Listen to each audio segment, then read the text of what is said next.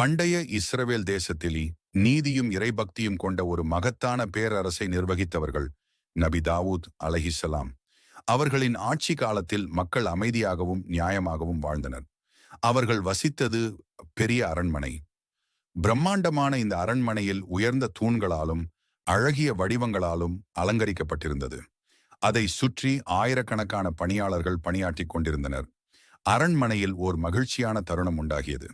தாவூத் அலைஹிஸ்ஸலாம் அவர்களுக்கு ஒரு குழந்தை பிறந்தது. அந்த குழந்தை அரச குடும்பத்தின் குழந்தையாகவும் பேரரசின் எதிர்கால வாரிசாக கருதப்பட்டது. தாவூத் அலைஹிஸ்ஸலாம் மகிழ்ச்சியுடன், இவர் ஞானமும் நியாயமும் மிகுந்த குழந்தையாக ஆகட்டும் என்று பிரார்த்தனை செய்தார்கள். அந்த குழந்தைக்கு வாஷினி சுலைமான் அப்படி என்ற பெயர் சூட்டினார்கள். சிறுவர் சுலைமான் நபி அவர்கள் வளர வளர அவருடைய புத்திசாலித்தனம் மற்றும் அறிவு கூர்மையாக இருந்தது. மற்ற குழந்தைகள் விளையாடும் போது சுலைமான் நபி அரச அரண்மனையின் நீதிமன்றங்களை கவனித்துக் கொண்டிருந்தார்.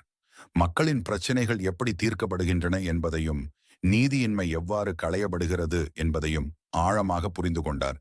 சிறு வயதிலிருந்தே இந்த சிறுவர் வியப்பூட்டும் அறிவு கொண்டவர் ஷோ என்று மக்கள் கூறத் தொடங்கினர். அவரது ஆழமான சிந்தனைகள் இஸ்ரவேல் பேரரசில் அனைவருக்கும் வியப்பாக இருந்தன. சுலைமான் நபி சிறு வயதாக இருந்த பொழுது ஒரு நாள் பெரிய நீதிமன்றத்தில் ஒரு அதிசயமான வழக்கு எழுந்தது. 2 பெண்கள் ஒரே குழந்தையை தங்களுடையது என்று வாதித்துக் கொண்டிருந்தனர்.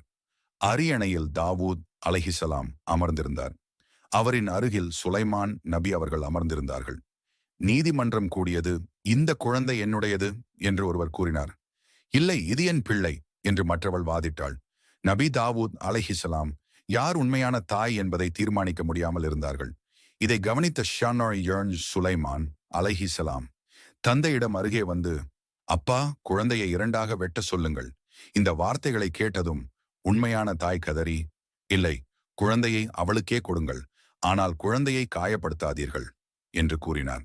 இதை கேட்ட சுலைமான் அலைஹிஸ்ஸலாம், இவள்தான் உண்மையான தாய் என்று அறிவித்தார்கள். அவர்களின் இந்த நுட்பமான தீர்ப்பு நீதிமன்றத்தில் உள்ள அனைவரையும் வியக்க வைத்தது. இவர் ஒரு நாள் மிகச் சிறந்த அரசனாக விளங்குவார் என்று மக்கள் பெருமிதத்துடன் பேசத் தொடங்கினர். இதன் தொடர்ச்சியை அடுத்த தொடரில் பார்க்கலாம்.